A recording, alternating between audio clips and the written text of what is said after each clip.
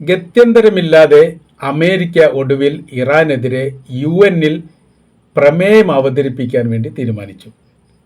യുദ്ധം ചെയ്തൊരിക്കലും കീഴടക്കാൻ വേണ്ടി സാധിക്കുകയില്ല. പലതരത്തിലും പല രീതിയിലും ഹോർമുസ് മേഖല കേന്ദ്രീകരിച്ചുകൊണ്ടും അല്ലാതെയും ഇസ്രായേലുമായി സംയുക്തമായി ചേർന്നുകൊണ്ടും അല്ലാതെയൊക്കെ ശ്രമങ്ങൾ നടത്തി, യുദ്ധങ്ങൾ നടത്തി, ഒരു ഗുണം ഉണ്ടായിട്ടില്ല. ഇവിടെ എത്താൻ വേണ്ടി സാധിച്ചിട്ടില്ല. ഏറ്റവും ഒടുവിൽ ഇനിയിപ്പോൾ UN-ൽ പ്രമേയം അവതരിപ്പിച്ചുകൊണ്ട് ഭൂരിപക്ഷാടിസ്ഥാനത്തിൽ എന്തെങ്കിലുമൊക്കെ നടത്താൻ വേണ്ടി സാധിക്കുമോ പറ്റുമോ എന്നുള്ള ഒരു നിലപാടിലേക്ക് അമേരിക്ക എത്തിയിരിക്കുന്നു. ഇതാദ്യമായിട്ടാണ് മൂന്നാം ലോക രാജ്യത്തെ പോലെയുള്ള രാജ്യങ്ങൾക്ക് എതിരെ ഒരു പ്രമേയം അവതരിപ്പിക്കാൻ വേണ്ടി അമേരിക്ക തീരുമാനിക്കും. കയ്യൂക്കോട് കൂടിയാണ് സാധാരണഗതിയിൽ അവർ നേരിടാറുള്ളത്. മറ്റുള്ളവർ കൊണ്ട് പ്രമേയം അവതരിപ്പിച്ചത് പാസ്സാക്കി എടുത്തിട്ട് നടപടിക്ക് വേണ്ടി നേതൃത്വം നൽകി ബാക്കിയുള്ള രാജ്യക്കാരെ അതിൻ്റെ പിന്നാലെ അണിനിരത്തുന്ന പ്രവൃത്തിയാണ് ഇറാഖിലും ലിബിയയിലും സുഡാനിലും സിറിയയിലൊക്കെ നമ്മൾ കണ്ടത്. ഇത് വ്യത്യസ്തമാണ്.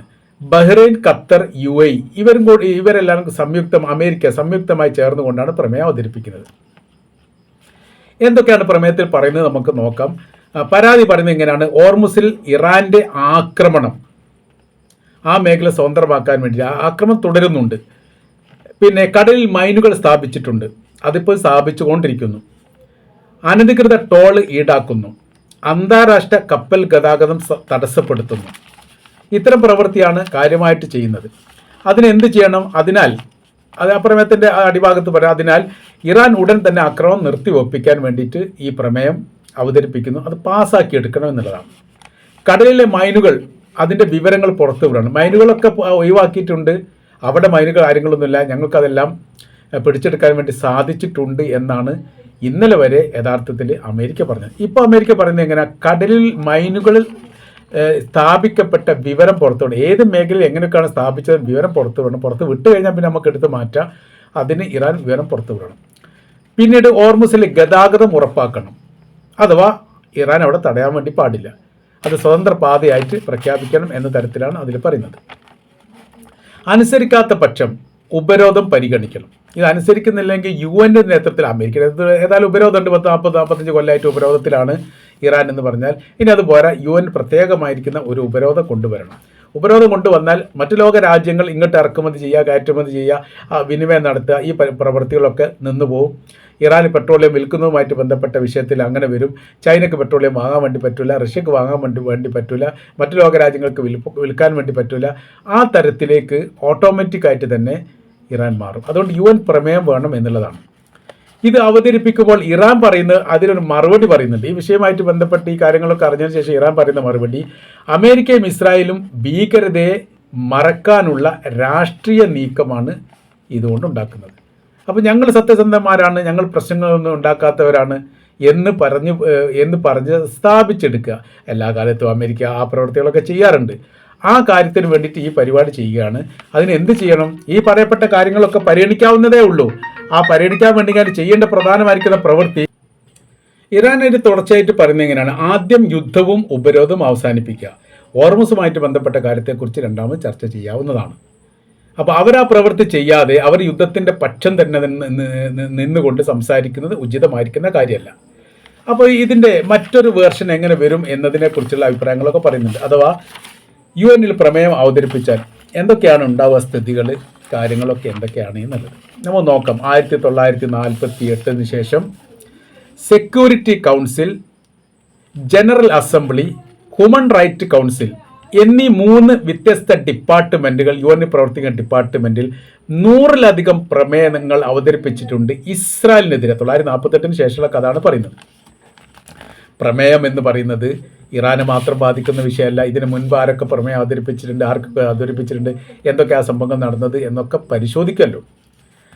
50-ലധികം പ്രമേയം അമേരിക്ക വീറ്റോ ചെയ്ത് പരാജയപ്പെടുത്തി. 1972 മുതൽ 72 ശേഷം 34 പ്രമേയങ്ങളാണ് അമേരിക്ക വീറ്റോ ചെയ്ത് പരാജയപ്പെടുത്തിയത്. അപ്പോൾ ഇവിടെ ഇപ്പോൾ UN സഭയിൽ വലിയ രീതിയിൽ പ്രമേയങ്ങൾ അവതരിപ്പിക്കുക എന്ന് പറയുന്ന സമയത്ത് വീറ്റോ പവറുള്ള 5 രാജ്യങ്ങൾ അത് വീറ്റോ ചെയ്താൽ അവസാനിക്കാവുന്നതേ ഉള്ള വിഷയം. ഇതിന് സമാനമായിരിക്കുന്ന ഒരു പ്രമേയം ഇറാനെതിരെ ഇതിന് മുമ്പ് അവതരിപ്പിച്ചിട്ട് റഷ്യയും ചൈനയും വീറ്റോ ചെയ്തു. ഇതും അങ്ങനെ തന്നെ വീറ്റോ ചെയ്യും. റഷ്യയും ചൈനയും വീറ്റോ ചെയ്യുന്നതോടുകൂടി അത് അവസാനിച്ചു.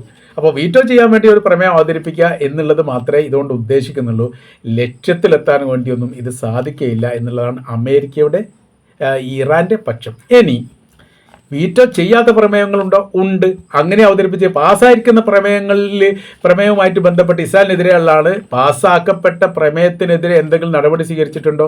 നടപടി സ്വീകരിച്ചിട്ടില്ല. UN സഭ എന്ന് പറയുന്നത്, ഐക്യരാഷ്ട്രസഭ എന്ന് പറയുന്നത് ഒരു സൈനികമായിരിക്കുന്ന ശക്തിയുള്ള ബലമുള്ള ഒരു രാജ്യമല്ല, ഒരു സംവിധാനവുമല്ല. അത് കൂടിച്ചേരാൻ വേണ്ടിയിട്ടുള്ള ഒരു മീറ്റിംഗ്, ഒരു സമ്മേളനം നടത്താൻ, ഒരു കോൺഫറൻസ് നടത്താനുള്ള ഒരു വേദി ഉണ്ടാക്കുന്നു എന്ന് മാത്രം. ആ വേദിയിൽ എല്ലാ രാജ്യങ്ങൾക്കും അഭിപ്രായങ്ങൾ പറയാം. എന്നിട്ട് അതിൽ എന്ത് ചെയ്യണം? അതിൽ നിന്ന് ഈ ഒരു രാജ്യത്തിനെതിരെ എന്തെങ്കിലും നടപടിയോ കാര്യങ്ങളോ എടുക്കണമെങ്കിൽ പ്രമേയം പാസ്സാക്കണം. സൈനികമായ നടപടി എടുക്കണമെങ്കിലോ ഏറ്റവും വലിയ സൈനികമായിരിക്കുന്ന ശക്തിയുള്ള രാജ്യങ്ങൾ അതിന് നേതൃത്വം നൽകണം, ബാക്കിയുള്ളവർ പിന്തുണ നൽകണം. ഏതുപോലെ?